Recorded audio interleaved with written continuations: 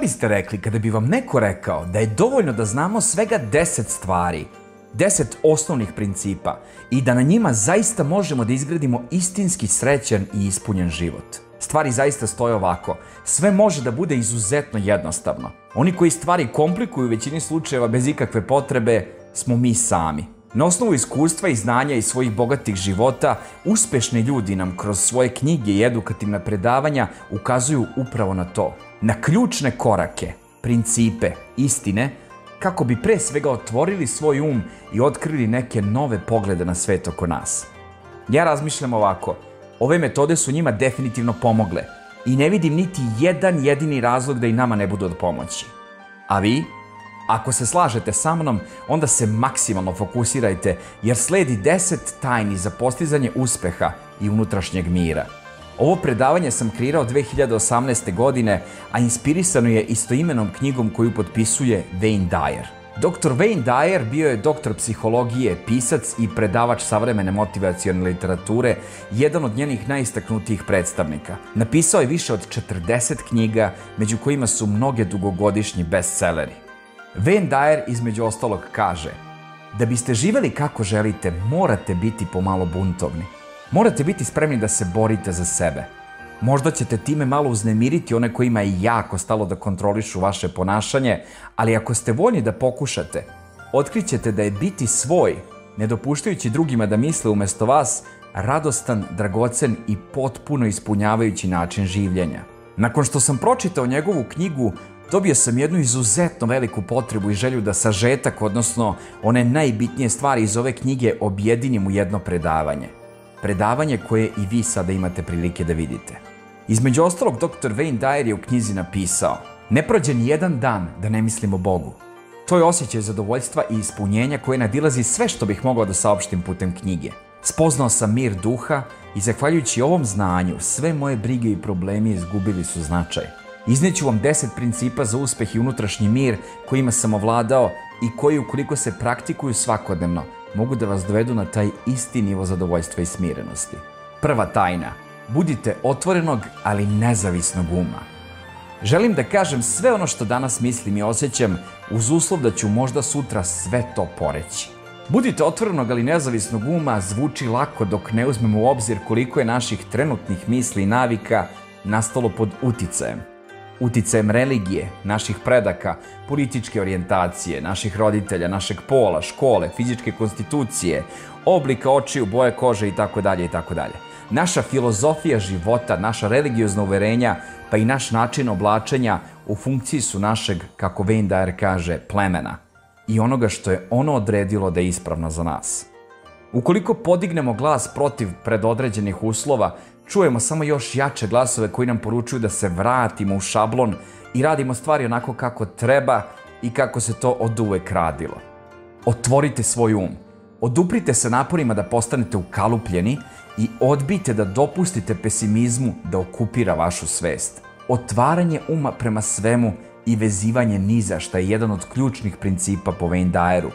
Rumi ima staru izreku koja kaže: prodajte svoju pamet i prigrlite svoju zbunjenost. Odbijte da dopustite sebi da imate od sebe niska očekivanja koje su u skladu sa vašom okolinom. Michelangelo je rekao da najveća opasnost nije u tome što su nam očekivanja previsoka i što ne uspevamo da ih dosegnemo, već što su nam očekivanja previše niska i što uspevamo da ih dosegnemo. Kako čovek misli, tako mu i jeste. Koliko ste puta čuli ovu rečenicu? Ako su naše misli popunjene sumnjama i strahovima i držimo um zatvorenim, mi ćemo nužno delovati u skladu sa ovim sumnjama i strahovima i vidjet ćemo dokaze svog razmišljanja svuda oko sebe. Sa druge strane, ako odlučimo, a upravo se radi o izboru, da svoj um otvorimo prema mogućnostima, tada ćemo delovati u skladu sa našom unutrašnjom energijom i bit ćemo stvaralac kao i primalac gde god da se nalazimo. Zapamtite, univerzalni zakon nikada nije bio, niti će ikada biti opozvan. Šta znači biti otvoren prema svemu? Kada neko predloži nešto što je u neskladu sa našim mogućnostima, umesto da automatski odgovorimo: ma nema šanse, to je nemoguće, smešno, jako teško, hajde da pokušamo sa: nikada nisam ranije na taj način razmišljao na tu temu. Zaista ću razmisliti o ovome. Kada imamo potrebu da budemo u pravu, mi smo uvek vezani za refleks koji označava kako stvari stoje, kakve su po nama uvek bile i kakve mi pretpostavljamo da će uvek biti. Sve što ćemo dobiti iz ovog ogromnog napora jeste da ćemo biti u pravu. A to je u stvari, verujte mi, ono što najmanje želimo. Šta je u stvari ego? Ego predstavlja odvojenost od drugih i odvojenost od bića, kao identifikaciju i poistovećivanje sa fizičkim telom i materijalnim svetom. Ego upravlja našim životom na osnovu uverenja da je naše postojanje ograničeno na i intelekt i identifikuje se sa njima. Prema duhovnoj nauci, naše istinsko stanje postojanja je poistovećivanje sa dušom i Božijim vrednostima i principima koji su već u nama i održavanja te svesti na svakodnevnom nivou. Što je ego više razvijen, manje smo u mogućnosti da stupimo u kontakt sa tim principima i vrednostima. Ako je naša primarna identifikacija ona koju stvaramo sa svojim telom i onim što posjedujemo, onda je ego dominantna sila u našem životu. Za oslobađanje vezanosti potrebno je da načinimo promenu u načinu na koji gledamo na sebe. Ukoliko kultivišemo svoj ego u dovoljnoj meri, prizvaćemo svoj duh da bude vodeća sila u našem životu. Bezgranično strpljenje daje momentalne rezultate. Obratite pažnju, bezgranično strpljenje implicira apsolutnu sigurnost da će se ono što želite da manifestujete ostvariti u jednom savršenom redu i odgovarajućem trenutku. Kada smo odvojeni od misli u ishodu, mi smo onda u miru i sigurno ćemo vidjeti plodove svojih uverenja. Druga tajna, nemojte umreti dok je muzika još uvek u vama. Postoji samo jedan život za svakog od nas, naš sopstveni. Hajde da zastanemo na trenutak i uperimo prstom prema sebi. Uperite prstom prema sebi. U većini slučajeva, vaš prst nije uperen ka vašem umu, već ka vašem srcu. Kada donosite jako bitne životne odluke, da li vam je važnije ono što znate ili ono što osjećate? Naš egoistični um će uvek pokušati da dokuči sve kako bi tačno znao kako da reaguje. Sačekaj, budi oprezan, nemoj da rizikuješ, šta ako ne uspeš, šta će drugi reći i tako dalje. Ovo me uvek podsjeti na čuvenu priču Smrt Ivana Ilića koju je napisao Lav Nikolajević Tolstoj još 1886. godine. Ukratko, Ivan Ilić živeo je život bez puno problema i briga. Najjednostavniji i najobičniji život. I zbog toga, kako ga Tolstoj opisuje, najgori život. Poput svih ljudi iz svoje okoline posvetio život tome da se penje stepenicama materijalnog uspeha. Magistrirao je, postao je poznati advokat i sudija. Što je više napredovao, sve je više bio fokusiran na materijalne stvari, a sve manje na svoju porodicu. Nije podnosio svoju ženu, deca su mu išla na živce i ono što ga je ispunjavalo bila je njegova karijera. Međutim, jednoga dana dok je kačio zavese u kući doživljava čudan pad i nakon toga usled velikih bolova odlazi kod lekara koji mu tom prilikom dijagnostifikuje smrtnu bolest. Vrlo brzo usred bolova bio je prinuđen da se povuče sa posla i da ostatak života provede u krevetu. Kako ga muče sve jači bolovi, Ivan se pita kako je on to zaslužio, uzimajući u obzir da je živeo ispravan i pravičan život. Sve je jača netrpeljivost prema njegovoj ženi i deci. Tada neočekivano postaje najbliži sa svojim slugom, jednim momkom sa sela koji jedini pokazuje iskreno saosećanje sa njim. Ivan polako počinje da shvata da nije živeo baš tako ispravan život i shvata kako je u stvari ispravan život utemeljen u ljubavi, pomoći drugima i saosećanju, upravo onakav život kakav živi njegov sluga. Najtragičniji moment je onaj u kom Ivan Ilić, bogati i ugledan čovek sa reputacijom jednog uspešnog čoveka, leži u krevetu na samrti i postavlja pitanje šta ako je moj ceo život u stvari bio greška.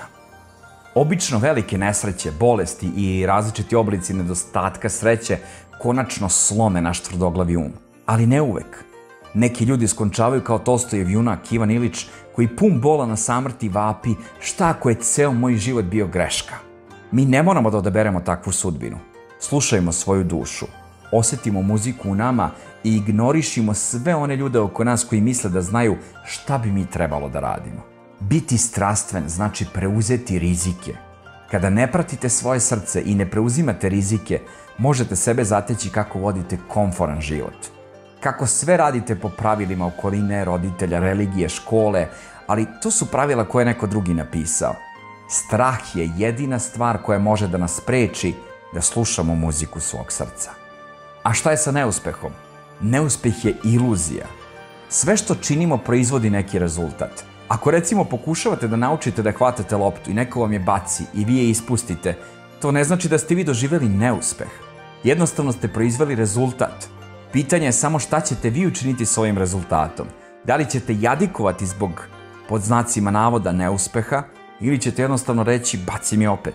Zapamtite, kada nosite ljubav u sebi, strah ne može da opstane. Budite entuzijasta povodom svega što radite. Strast koju osjećate je duša u vama koja vam daje znak da preuzmete rizik.